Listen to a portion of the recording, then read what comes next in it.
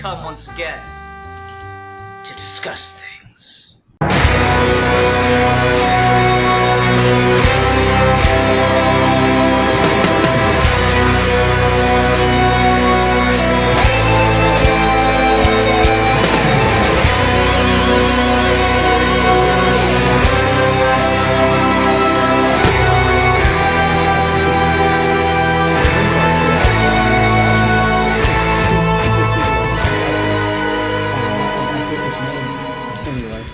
Hi everyone, welcome to another episode of Geeky Gentlemen. I am Sid Bartu. Joining me today is... A geek for fun. Indeed. And today we are wrapping up Jesus and His Amazing Friends month with the pick from Mr. Steve Baxey, who's not here. Caw-caw! Just a hay barrel just flies past. Meh, it's okay. Shit happens. It's fine. I'll give him shit for it still, but it's still funny that, like, on his own pick. So yeah, we're talking about Noah from 2014, directed by Darren Aronofsky, starring Russell Crowe, Emma Watson, and Sir Anthony Hopkins is also in this. I don't know who the actor is that played the king. I thought, like, in my memory, it was Mickey Rourke. And it's not. I could get the vibe from him. He's definitely. I know you say that. I can see why you thought that, but I don't know who the actor who played the king either. Yeah, no. Just like I could have sworn, man. If you'd asked me last week, it's like, is Mickey Rourke in the Noah movie? I'd been like, yeah. He's like the bad guy, because you need a bad guy in a movie about the Ark. You need a rival. I know, right? I'm gonna build my own ark with blackjack and hookers. You know what? Forget about the ark. So yeah, this is an interesting movie. This came out in 2014. This is like, I hate to talk about something that's not really about the movie, but I find this really interesting. So in the credits or opening credits or whatever, this says based on a graphic novel. But the funny thing is, the graphic novel was produced as like the pitch for making this movie. I just find that really, really fascinating that we've gotten to that point where it's like, we'll kind of like prove that the concept is good and like what it would look like by writing this graphic novel and paying someone, God knows how much money to illustrate all of it. And then we'll get the approval to make the movie based off the strength of that. Just a very strange path to creation. It's not even approval. A lot of the time people do it, and it doesn't matter what very little do they care what the graphic novel. It's purely done as a marketing expense. Because, like, about the same money that some people would pay in the advertising budget for a film, like getting a graphic novel made is kind of chump change at that point. So it just, like, it's the same reason why people will wait for books to be made to adapt, just because saying based on a graphic novel is like a very highly prized thing in marketing or in just like a book or something. So it's often it doesn't matter if it turns out like dog shit. It's purely just to say it for sometimes, which is, again, doubly weird and interesting. I don't know, just the process of like going through and making it as the pitch is really funny to me. This is the way we can say it's based off a graphic novel. I mean, isn't there like an appetite for films that are just independent original stories? I mean, this is also based off the biggest graphic novel of them all. Hey, kids. The Bible. I didn't think you needed a double dip here, guys. You know who really was the greatest graphic novelist of all time? The Lord. Guys, I know we all like to hear about the adventures of Goku, but you know who always surpassed his foes and broke his limits? Little guy called Jesus. Oh, it's good shit. So no, outside of that, I remember watching this not in the theaters. I think I waited for its like initial release on Netflix and stuff to watch this. And I remember watching it so shortly after it came out, within a year or two. And it's I remember thinking it was interesting and kind of, enjoying it to some degree. But I don't think I ever really thought about it again. This time around, I gave it more thought and paid it that little bit extra attention of going into a review. I'm not exactly sure where I land on this movie, whether I think it's particularly good or bad. It's got some interesting stuff in it, but I guess similar to how I felt about when we talked about Last Temptation of Christ, there's some choices in here that just feel like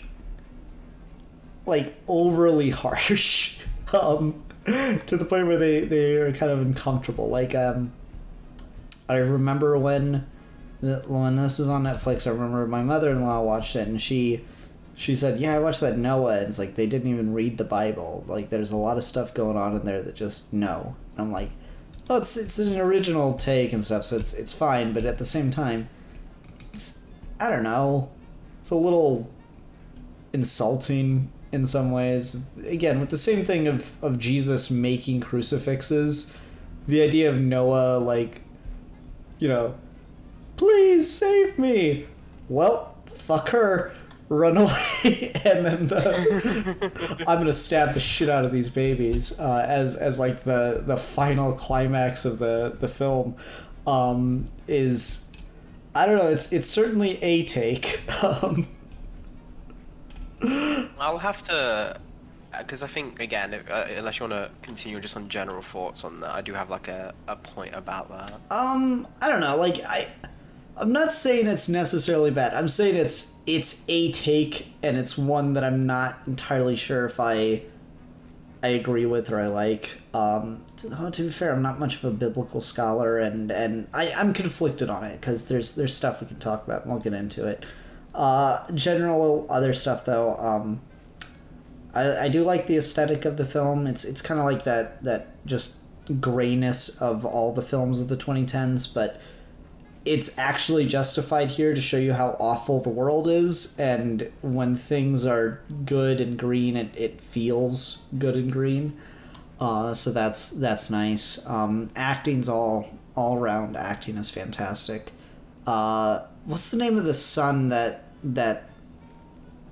has the kids with Emma Watson? Oh yeah, I can't. Is it Sham? Sham or Seamus or yeah? It's some because I know Ham's Ham's like the tempted son. Mm-hmm.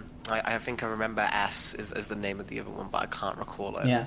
Exactly. Not throughout the whole movie, but right there at that end section, them having the babies and all that stuff.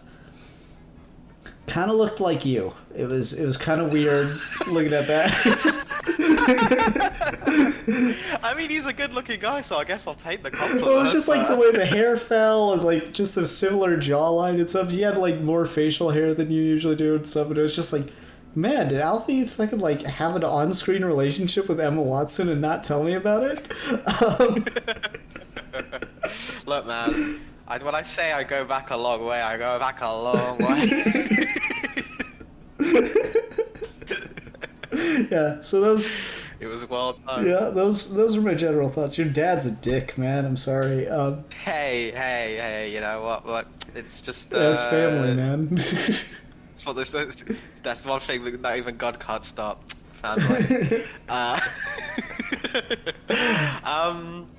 For me, I wanted to... I'm glad that Steve picked it, because you've talked about this often again, either on the channel or just when we're having calls after episodes and stuff, about just how this brought on some things you don't often see in the Bible, the Old Testament stuff, mm-hmm. with how the angels are depicted, particularly, is what you mentioned. And I was like, oh yeah, I'd be interested in seeing that. That sounds like an interesting take to see how different angels are depicted and stuff. So I was interested in watching it. I just never had the excuse until Steve did it. So this was my first time going into it. and I definitely come away with it in a similar vibe to you, where it's a take. Yeah. But more so than Last Temptation, at least for me, I feel like there's more Justification. This is such a blasphemous comparison, you know, but I'm gonna do it because it's applicable, so I don't care. I've already said enough. So, like, in the same way where Tom King gets more shit for his Batman run than something like Strange Adventures or Mr. Miracle, Jesus is a bigger character than Noah, with more implications and actual historical belief and stuff. Noah is a lot more that kind of fable people or parable. very rarely take it literally, and if they do, it's still not like the story of the Bible that they go to all the. It's not the moral lesson kind of take, you know. It's that lesser story in the thing. Again, awful example, but I think that's why, to me at least, those ones have a little bit more give. Those ones you can push a little bit more. Those ones you can bend and twist a little bit more to get something out of it, compared to someone like Jesus, who's meant to be this ideal. And Noah in this film is definitely talked about as that, but it's, again, there's a difference there between those that I think is more kind of fitting for a darker, kind of rougher, more like survivor's guilt kind of take. Mm-hmm. So that's why I'd give it more leeway in that, and I'm kind of less. There's definitely shocking moments in here, but I always take those, in this at least, as a believable kind of, yeah, this situation is so fucked, and there's like so little sign of where to go. I can buy it. Like, I can buy that these characters be pushed to these extremes, from just the madness of what is going on around them, in a way that doesn't necessarily make as much sense with someone like Jesus, who's supposed to have that divine awareness and stuff. So that's what I think, for me, this made this work for me more on that. I would say I'll lean to like it. There's definitely stuff which we'll get into, which I think holds it back. And I do think the runtime after a certain point could be cut down a bit to make this a tighter movie. Mm-hmm. But overall, I thought this was a good, because I looked up some like the reasoning for why this film was made, and like the take there was is, in the Bible, Noah, after he gets off the ark, goes into a cave and just like drinks until he's drunk, and then his children find him, and that, like, Aronofsky took that as like, oh, that's an interesting response. That's an interesting response to trauma. It makes you think about, like, okay, what if you did do this? What if humanity was just wiped out, and the responsibility was put on you to kind of make sure it all went well? It's like, what would that do to a man? What kind of man would be put through that? What would that do to a family and stuff? And I think analyzing it from that, like, psychological standpoint, that kind of moral, ethical dilemma, and the debate between, like, interpretations of God in this, I think, is quite good. Of Noah God doesn't only speaks to him, never in like a voice or anything. It's always through just imagery and vagaries, and Noah kind of has no idea what the fuck he's doing half the time, which I think is, again, a really strong way of what it feels like to have faith, and I believe a thing. So for that all worked for me. And again, the standpoint out of all of this, I do think, is the acting. I think everyone here really does bring their A game, and it carries a lot of stuff where, with a lesser cast, this might just be insufferable. Like, this like the dialogue here and stuff like that needs a different type of actor to make it work, and I think everyone here did make that work. Yeah. There's stuff I do like about it, and then there's other things that I'm like, okay, I guess that's a way to do it.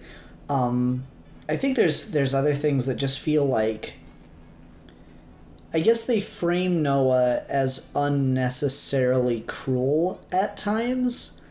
That, like, okay, the scene that comes to mind for me is when they are on the ark, the storm has already, like, begun fully engulfing the earth, and you just hear people screaming in like terror as they get like, you know, consumed by the waves as they're like huddled on mountains, just scraping by trying to survive this. And the family is sitting around him and like, no, should we help them? We could throw them ropes and help them board and stuff. And he's like, no. I'm like, that just feels like that just feels like a step too far in some ways. And there's again the girl whose foot is caught in a bear trap, and like I'll give it I guess I'd give it that scene before I give it the other scene, because like at least there's like the immediacy of it, you know, there's the crowd coming and stuff, which I don't understand why he had to fight them all, but whatever. That felt just kind of dumb action scene-y. That could save you a couple minutes of runtime. I don't think you need the action fight scene. But like that just seems unnecessarily cruel, to the point where when you have the whole situation at the end of the movie with the babies, it leaves you in this weird place where, at least for me emotionally watching this film, where like it's supposed to be really hard for him to do this. Like, you're supposed to like not feel sorry for him because he's doing something, or, you know, he's contemplating doing something terrible, but you're supposed to understand that this is like the hardest thing he's ever done in his entire life. And just when you have the fucking let the girl's gonna die, no, we're not gonna bring any other people,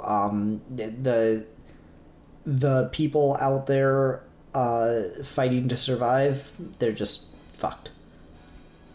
It makes the baby scene seem more like, well, of course he's gonna kill those fucking babies. He's just resigned himself that all people are awful and no one deserves anything, including his own family. Like, it felt really, really, I guess, counter to the message to me in a way, or counterproductive to the characterization. Let me go with that. I can definitely see that point. I think that's definitely a valid takeaway, and just how kind of a large part of this movie, the violence is treated kind of casually until it's now important, I think is probably a downside of just the format of this. Also trying to be kind of like a blockbuster, or kind of trying to be like a crowd pleaser, is you get those kind of senseless scenes of constant like death and destruction, but then it also wants you to like put the value on a single life and all of these things. I definitely do think that's a mixed message and visual representation that harms it. At least for me, the thing that kind of kept it going is I definitely kind of put myself in the head of Noah, and like, the only reason he's had the strength at all to do any of this is because he's like, okay, God has decided we're a mistake, and we all need to die, and humanity is fully a bad decision. The almighty benevolent creator has said, y'all be wilder. I can't take this anymore. And it's not even like it's the interpretation is so sound that yes, more than 99% of all people on Earth will die. That is just a fact that he has been told. So I can understand that he's already kind of like, just to be on board with this and just to get it done, he's had to kind of shut himself off emotionally. Otherwise he'd break. Like, there's the only way he can deal with this amount of death and destruction, especially as the guy we see, who is that, like, the very opening of the film is like he's helping this like very weird and cool designed creature from these hunters and has a loving relationship with his wife and stuff. You see over the course of the film, this dude has to shut himself off because it's the only way he's gonna get it done. And this is what he feels as his responsibility. The irony, the kind of fucked up thing, but I think it is accurate to the Bible, is because there is such little contact with God, because God's message can only be taken in this interpretation, it becomes kind of tragic, because you realize he doesn't realize until like he's just about to do it, and even then he thinks he's failed God when he doesn't kill the babies, that God doesn't want him to kill everyone, he just wants the majority to die. But still, that's pretty fucked up. That's still like all those people screaming on the rocks, that is meant to be interpreted as, yeah, God wanted those people to die, and like that's what this story is. So I feel like there's an inherent, like, the moment you touch this material with the kind of take of we want this to feel emotionally real, there is that level to like, yeah, God says pretty much genocide is cool. Like, and again, it's fucked up, but like it's what it is. Like, you can't take that away. So I guess to me that's what made it feel more sympathetic to Noah. Is I'm just like, dude, there's only so much you can fucking do in this. Like, God is on a fucking mission right now. Like, that's not. And he just, his only solace is that he's, at least he can give his sons, like, all right, you'll grow old and die. You'll die like peacefully. That's the most I can give you, and that's a gift, is what he's kind of taken. So to me, it's harsh, and it might be too harsh, but I think I at least respect it for like really delving into something which, again, you hear at school, we hear of Noah. It's kind of it's cute, playful. you know. It's one of those it's one of those sweet Bible stories, and then you think, yeah, exactly. Yeah, man. Then like you treat it with realism, and then you see those fucking snakes coming in, and I'm like, oh wait, no, this is horrifying. It's not a good time. Yeah, I think you're definitely right about the blockbuster nature of this. You could probably make a good cut of this movie that just gets rid of not all of that stuff, because I think a little bit of it is too integral to the plot. But like, you could probably make a cut of this film that gets rid of a lot of that action oriented, spice it up for the trailers type violence, and I think it would work better. Like, I'm sorry, that the rains are coming and it's time for the Lord of the Rings battle. That's like 10-15 minutes that you just don't need.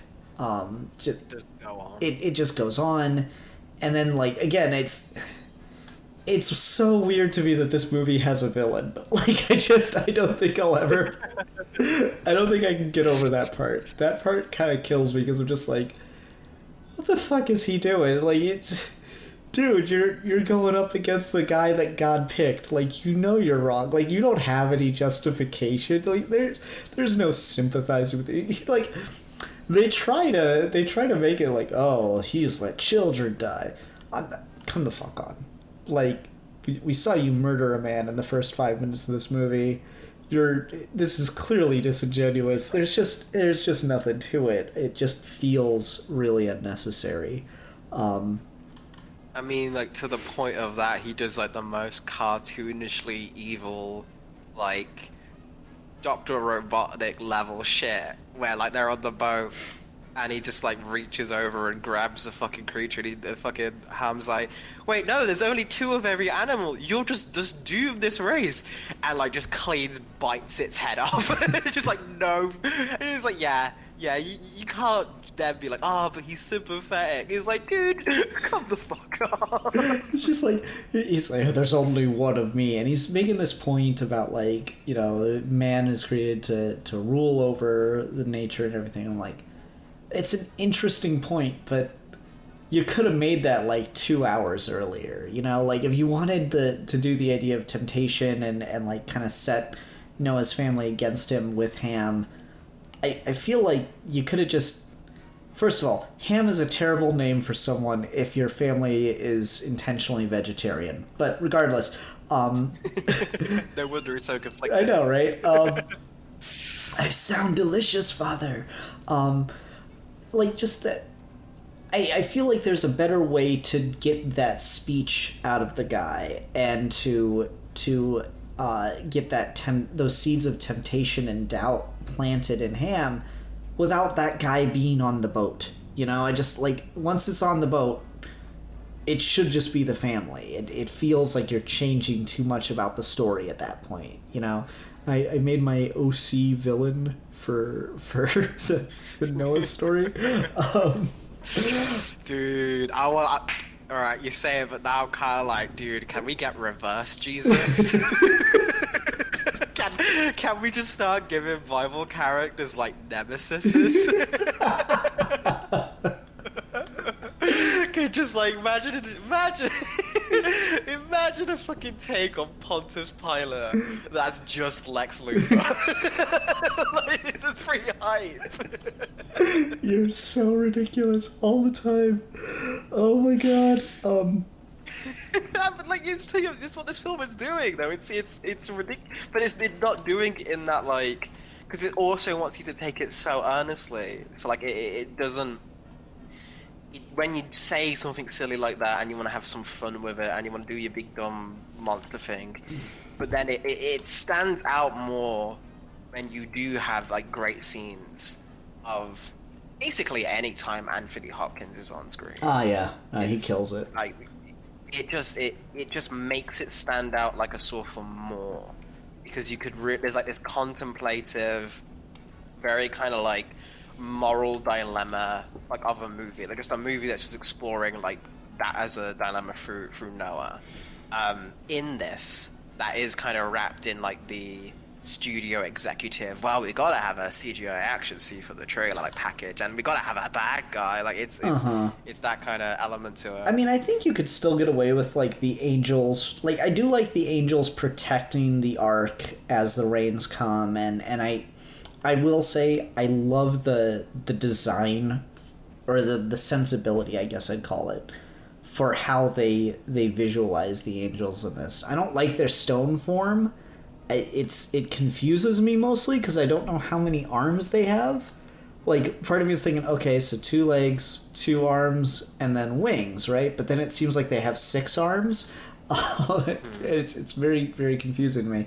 But regardless of that, like, I loved when they like burst out of the stone forms, and then they're just like pure light, and like there's the vague like shape of what you'd think of as an angel, but like you can't make it out. You know, I thought that was a really cool idea.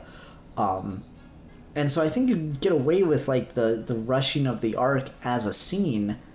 I just think it goes on too long, and that Noah doesn't need to be, you know, fighting people on it. Like, that part just seems so goofy to me, that he's out there fighting them, and I'm like, okay, well, he should just die right there, because clearly Noah cannot be that much of a badass. It's so funny to me that Russell Crowe, if they have to play a character who is the only one who knows about the end of the world and has to create this ship, is like, yes, but can I also bust some heads? Like, he won't do it unless he could also kick some ass. He can't just be happy with the knowledge. He has to also be like a car. Oh, when's Russell Crowe gonna show up in The Expendables, man? That's what I need to know. It means he's good at it. He looks good at it. It's just a weird, like, again, it's just a weird. I don't know how of all people had hands. Right? 100% that. That is absolutely the take. One of the things I did think was interesting was kind of the mythology it created for itself. That like Cain's children had spread so far and just like destroyed the world with like, you know, industrializing it and shit. I'd never heard that take before for like what the society before the flood was like. Everything I'd seen just pretty much goes like, oh yeah, I mean, it just by the time of Jesus it caught back up, kind of thing of like level of technological gain and shit. I thought the notion of like strip mining, you know, the planet and all that stuff, I thought that was a really, really solid idea, and I think it worked well as like kind of a a global warming commentary kind of thing too. I thought that was a pretty good and legitimately clever move. I really did appreciate that. I think that also works really well in like the aesthetic of this film, in how like this could be set in the past, but also maybe set in the future. Like it's like it's just a vague kind of like they've got shit you wouldn't expect to them to have, and like the society just kind of is that kind of like post-apocalyptic.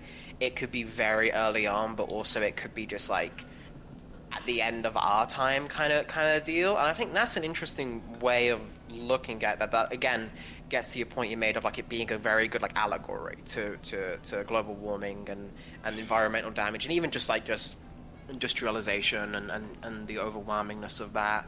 I think is like I don't know, I've never seen that done with I'm sure it has been done before, but I've never seen that done with like a Bible tale of trying to like not say where it is exactly. And I think that would be, I don't know, I'd like to see that take kind of with more stuff, that kind of almost in a world of its own, but still not so far detached that you can just ignore it kind of deal. I thought I really enjoyed that. Yeah. I liked a lot of the ideas going on in this, and there's things I quite enjoyed, but then like I said, there's other stuff that just detracts me enough, and I kind of come to a weird place with it. We've kind of talked around it a bit, but let's kind of go into the climax of the film, the baby killing moment. So I get to this place with it where I like what they're trying to say with it. Like, I like the Emma Watson scene that explains it. I don't think it's necessary, but I do like it, that it's just the idea that God isn't sure whether to spare humanity or not. So God leaves that choice up to Noah. I thought that was a really cool takeaway and an idea to give. Like, is humanity worth saving? I'll leave that choice to humanity. I thought was pretty good. It's just I guess I'm really tonally conflicted in how we get there, and the way that he is portrayed to get there is the thing that still sticks with me as the hardest part of the sale, I guess. Because again, like I feel like there's almost two movies here. Like, you could probably it's probably a good hour once they're on the boat. It's probably a good hour long at that point. So you could maybe like take bits and pieces of the scene beforehand. Like you take almost like the Anthony Hopkins scene where he's looking for the berries, and then just go to the end of the movie. You've got a pretty solid movie, villain excluded. And I think that would have helped things along a lot if we didn't see some of those scenes where it seems like he is just kind of becoming too much of a bastard, in my opinion. I guess the argument I can make for why they probably chose to do that is that kind of... Because every time he's about to do something, he does have that, like... He doesn't just leave her when she... Like, he has that moment of, like pause. Like, I've just sat like, alright, what am I going to do? Okay, I have to... Like, this is a compromise I'm willing to make. This is a thing.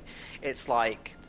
He's the situation / God, which is, I guess, kind of tied together, are always kind of giving him these... You'll go this far until this, and then you'll go this far until this, and like, how far along will he get pushed throughout the course of the film, of like, what is he willing to do, what is he willing to sacrifice for this mission. So I think you need an element of that to really kind of get to the deciding the fate of all humanity. I do think you do need a little bit of him.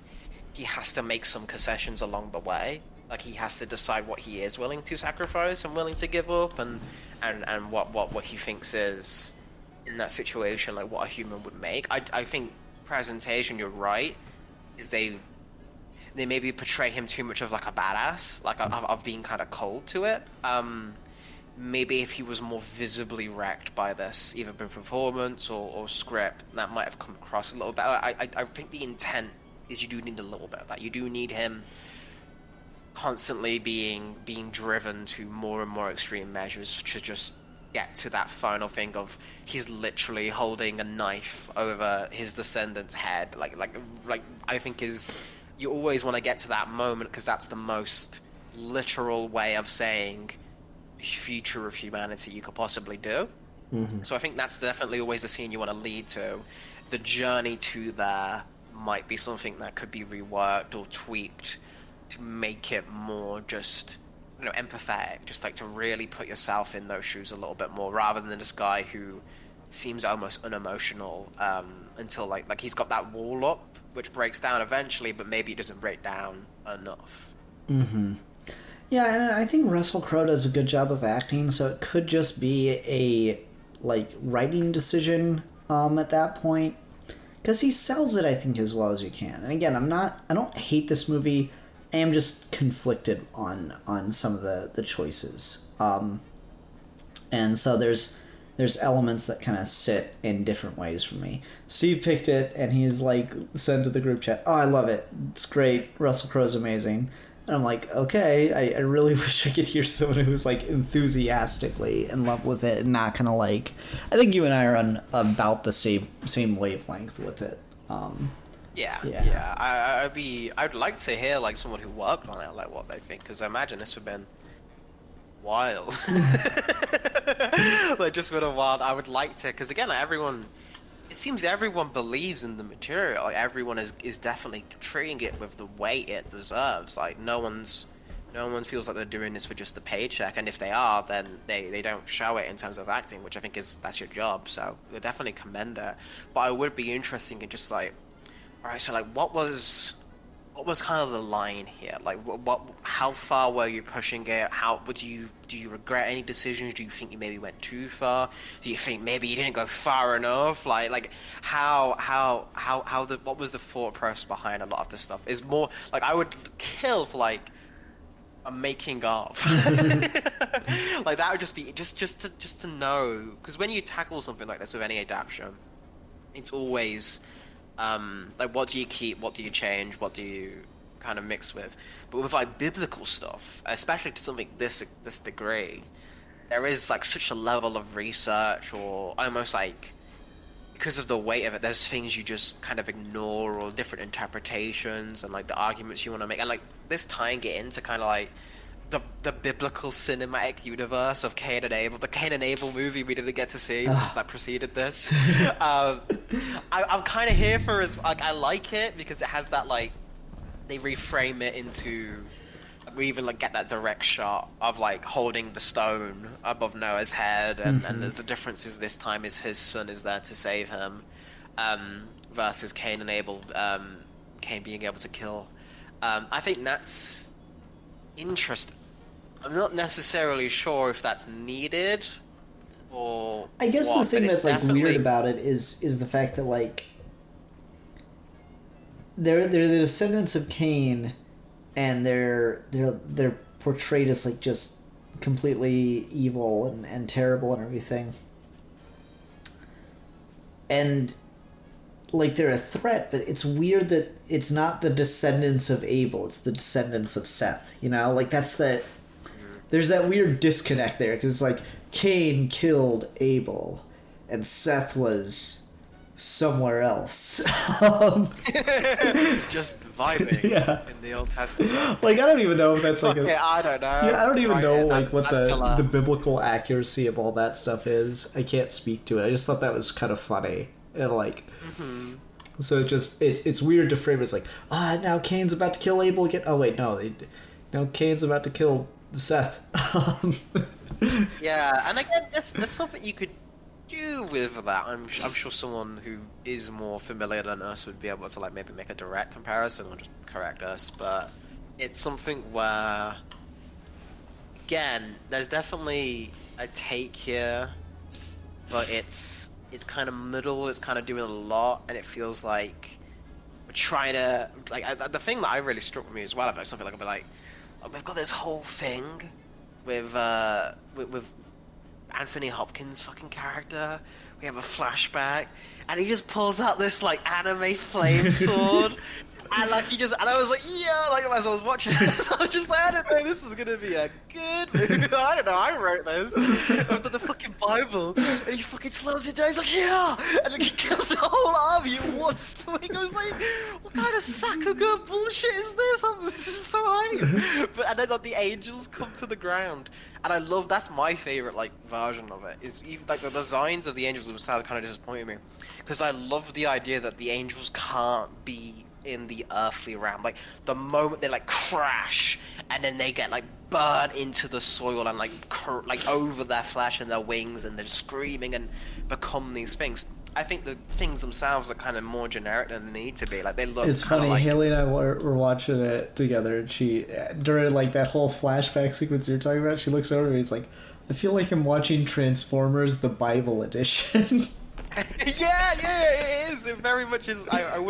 I would not be surprised if some of the CGI team that worked on this was like the Transformers company, because it kind of moves the same way. Yeah, and it's got that similar like mechanized look to it and everything. Yeah, I would not be surprised at all. Haley might be on the money on that one. Yeah, and ironically. It's funny because Anthony Hopkins was in one of the Transformers movies too, so now it's just the layers, man.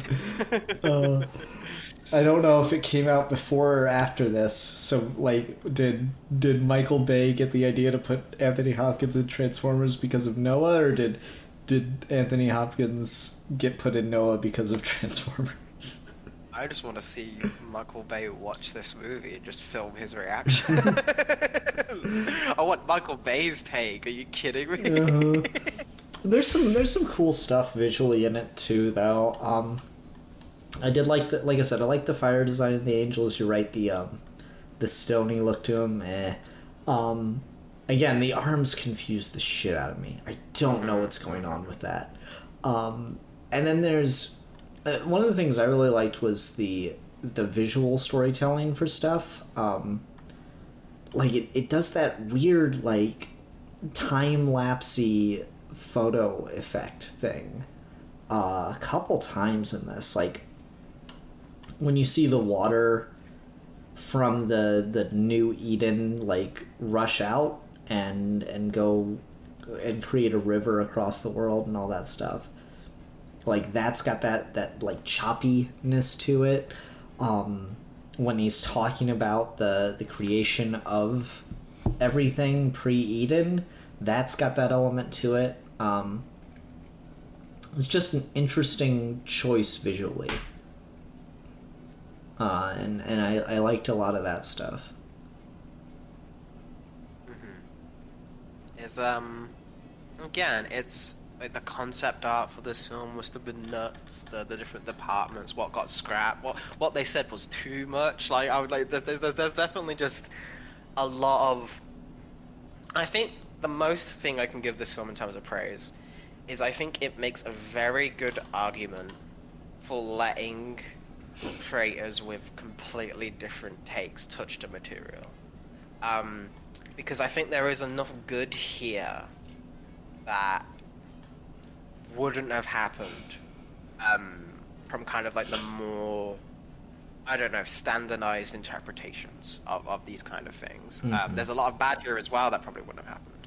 But I always kind of feel like, especially when we're trying to get people to think about this more in a more deliberate way, I think it is important to have just kind of a little bit more free reign. Like, not total free reign, because I do think there's parts here where like an editor would have been like, hey, you need to pull back a little bit.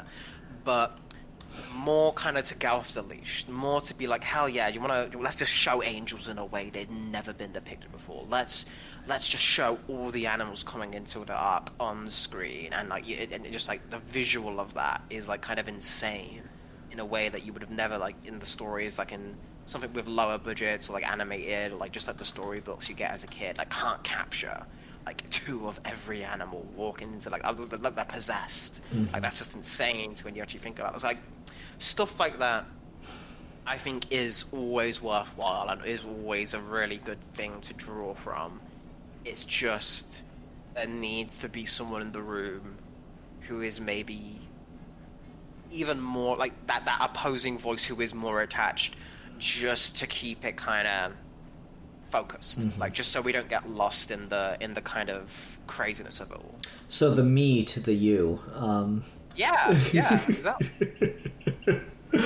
No, I think you're right. I think there's definitely like it's a frustrating movie for me because there's a lot here that I like and there's a lot here that I want to like, and then there's other things that just kind of hold me back a little bit. And I do think, I think that the fact that this is the second time I've watched it and now I'm kind of coming away with these feelings is telling. Yeah, the length is just... This is almost 3 hours. It does not need to be 3 hours. I'm sorry. For sure. I think a lot of the beginning... Oh, can I talk about something about the beginning real quick? Oh yeah, go ahead. It was a weird decision to have Russell Crowe play his own father in this film. I didn't like that. Wow, yeah, I was like, huh? Is this a flashback? Is this a flash forward? Like, yeah, that did throw me at first before I realized what was happening. Yeah, no, it's one of those things that works with voice actors. Live action, that's confusing. Yeah, if Nozawa played all the Gokus in live action, we'd definitely have a different conversation. No, I think the stuff at the beginning you could chop off. And stuff in the middle you could chop off to really focus on why you're here for Noah, which is the arc, kind of thing. Like, something that I'm kind of disappointed we never really delved into, which I think would have been really interesting, but this might just be because I'm like an animal nut kind of thing. I've always wondered, like, what the logistics of being... Alright, so you've got all the animals in the ark, but now you have to be in there with them too. And they kind of go with like the conceit of like, well, God's like sedated them all, put them all in this like coma-like state until they're ready to leave. I was like, I don't know.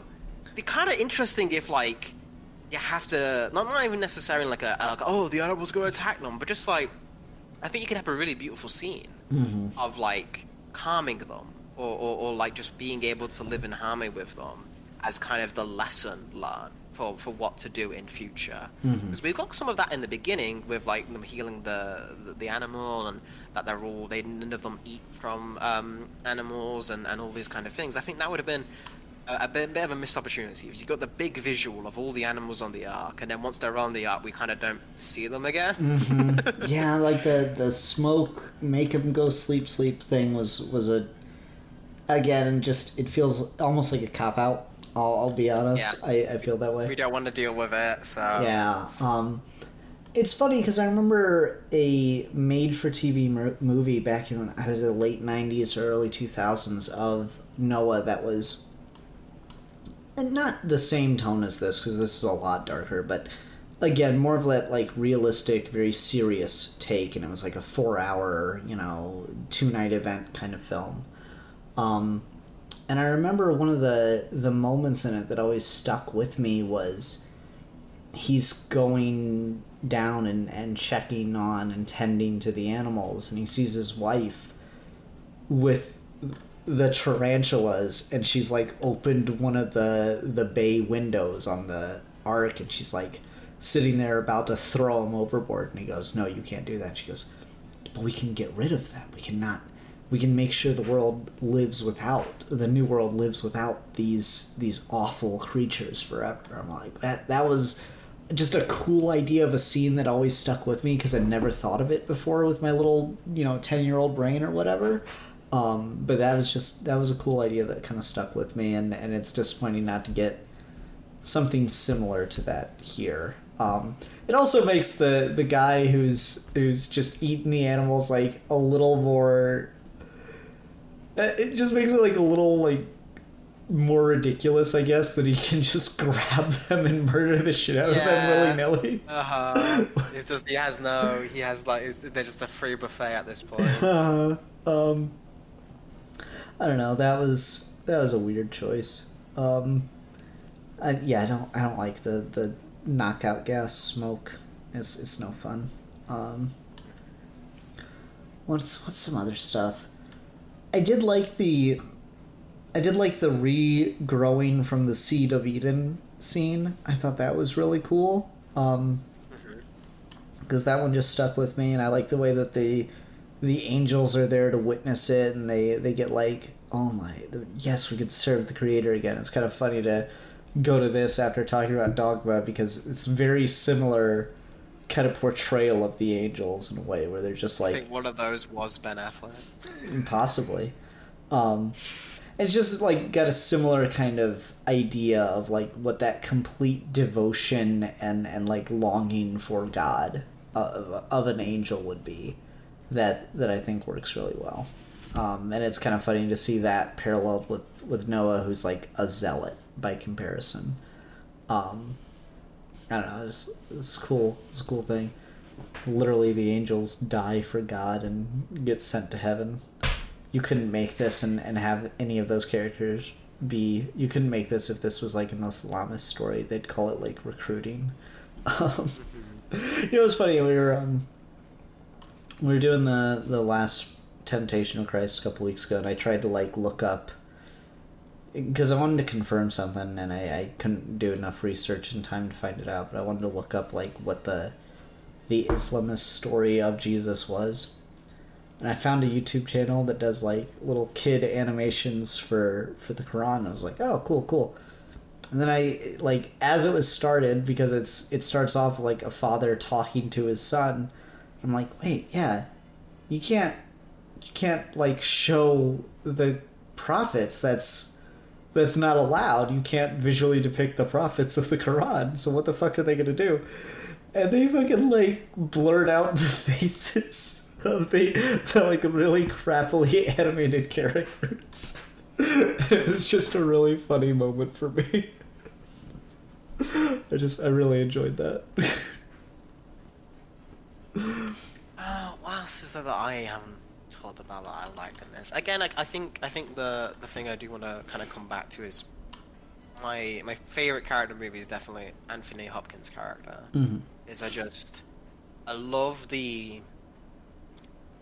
like almost Yoda-esque complete acceptance and like kind of confidence with like God, but it's in that way, like he doesn't have any extra connection to it or anything. He's just chill with it. He's lived his life, he's done his thing, he's just totally kind of like throwing his hands up and like fine with where things are gonna go. The scene with the berries is very heartbreaking, and that gets like called back, but it's also like comforting, and like the Emma Watson does a really good job of like portraying it when her womb or whatever damage was done to her is healed. All of that is really, really fantastic, and I don't know, he just gives such a kind of comforting but stern vibe, and he's so good at that, and just like he's not gonna bullshit you, but he just has these very simple, very quick lines that like immediately contextualize everything and make everything okay. I always love that character. I always like the type of character who's just very bluntly can be like, well, yes, of course that makes sense. Don't be stupid. Like, like I love that shit. I'm always a fan of it. Yeah, here, help me look for berries. Like, that's the important thing. He's like, well, that time will come with that, but right now is as important as the berries. Like, and he's right. That is the most that thing happening right now is what your focus should be on.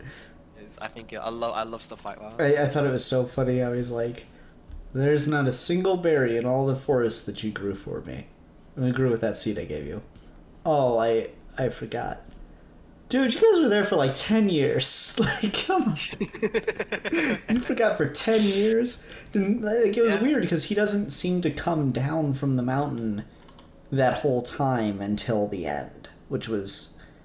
That was an interesting choice. Because it seems, at least from what I interpreted, it seemed as if that was the first time he and Emma Watson talked, you know? Yeah. And it was just, it was a unique framing and a unique way of doing things. Because he's got like this otherworldly quality to him, because he seems to be kind of magic, because he's got that sword and we don't really know where that came from, and he's got the seeds of Eden, and he knows how to how to induce a vision from the Lord, and then it like kind of all culminates in the ability to heal. And you're like, wow, that is kind of, he's got like that, because people in the Bible live for like so long, it's ridiculous. Like I think Abraham lives to be 900 years old, if I'm not mistaken, or maybe that's Adam that lives to be 900. But it's just, it's so weird, and it's got like that otherworldliness to him, and it's kind of, you know, tragic, but also just like it's impossible to imagine a better way for it to end for that character, where he's like, okay, God's wiping out the old world because humanity as it has become is a mistake. I have obviously been around for such a long time, such a big part of it. I have to go too. But maybe if I've done any good, maybe I can have this one thing, and it's fucking berries. It's such like that. It's that simple humbleness to it, you know. I really, really liked that dynamic. Yeah, it's exactly the same. I think that's really well done. I think that's the most successful the movie ever gets at the vibe I think it's going for. I think that's like of that kind of like not shying away from like the bleakness and like kind of the harshness of God, but being able to kind of use this story as a way to show how people can find that comfort in kind of the vastness of God. That it's not about understanding everything, it's just knowing your place and finding peace within yourself. I think that's the closest the movie gets in terms of performance and dialogue and portrayal of what I think the rest of it is going for. I think that's definitely something I can give praise like without any kind of caveat to it. So I don't know. We seem like we're pretty close to wrapped up on this. I don't know if there's anything else I really wanted to talk about. It was neat to see Adam and Eve be all glowy. I wasn't expecting that. That was a neat choice. Not sure what to make of the snake skin, like what the purpose of that is. Again, it's very kind of like the legendary passed down artifact that wraps around you, and like the chosen family. Like it's very, again, I was just like, whoa, is this? Are we about to start with beam clashes in this, or like how far are we going with this with Take on Noah?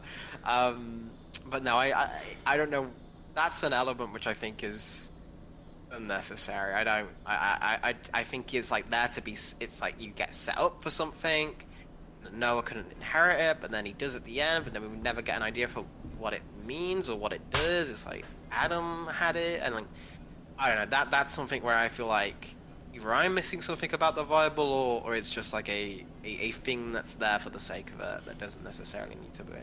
Yeah, I don't know. It seems like it's important, but I don't really get what it's for. The other thing I liked was I love silhouettes. You know that about me. I love me some silhouette visuals. So the Cain and Abel silhouette, and then the way that's portrayed, that it's every murder ever, was really cool. I like that shot a lot. Yeah, and I think the cool way of doing that is, again, to go to the aesthetic of this could be past or the future. Is like they've got like guns and stuff in there. I think is really, really interesting. And like clearly modern day soldiers and stuff. I think is a really good take. Yeah, for sure. Otherwise, yeah, I don't think I got anything else to talk about. Unless you do, we'll go ahead and go on to ratings then. Yeah, I'm good to wrap up. All right. I'll go ahead and go first. I'll give this, just to steal it from Alfie, I'll give this 3.5 out of 5 flaming swords stuck into the ground to wipe out an entire army. It's pretty good. It's pretty good, though. For me, just again, that's the cinematic universe spin-off movie I want. Shit, man. Yeah, like, can you, like, it just caught me so off guard as I was watching it. As it just, like, he just fucking pulls it out. And I'm like, yo. I was thinking it's still gonna be Last Stand, right? But then he just takes them all out. I was like, yo!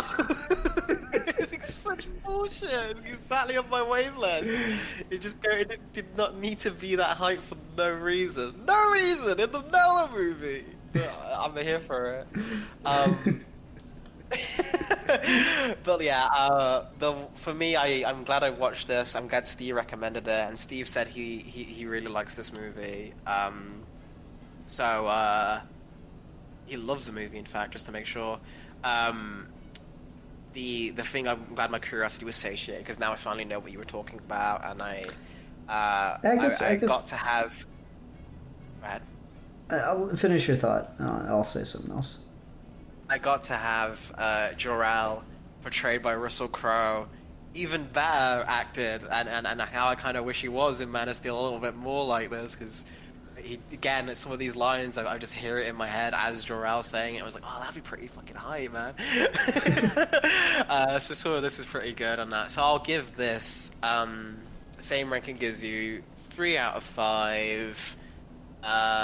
Reverse Noahs, the enemy of Noah, who is here to slight him and corrupt his children, the arch villain, the venom of Noah, if you will. I guess like reverse Noah would be a guy who like kills every animal, and then like what the fuck is the reverse of building an ark? He is the sea. Oh yeah. He builds a great airship to conquer the sky. Oh man. Yeah. You mentioned this twice now. And I kept meaning to bring it up. So the angels in this, I don't remember the word they use, so forgive me on that. But they call them something specific besides Watchers. And it's weird because, like, the specific name they give is, like, a completely different thing in the Old Testament. Because they're just fallen angels. They're the angels that came to help and were scorned for it, which I don't know if that's a thing or not. But, like, the thing that they call them is the thing for angels coming down and having sex with humans because they're hot, and then that creating, like, superhero children. And that's not what these guys are. So I don't know, it was a weird choice. Weird choice to, like, give a specific name that is not the thing you're doing. But Alpha, you want to watch my Superman movie? Yeah, sure. Oh, cool! It's about this kid who's out at a movie with his parents, and then he sees his parents get shot, and it inspires him to go around the world and train and use his family wealth to create a war on crime. It's my new Superman movie. Well, Mr. Kane, that sounds great, but didn't Finger write that? No. It's mine. He's lying. Okay, I guess. I mean, it sounds all right. I mean, you got it, I suppose. You seem pretty sure there. Okay. Yeah. All right. So Alfie, what are we going to talk about next time? I'm having a hard time. It's going to be a discussion topic.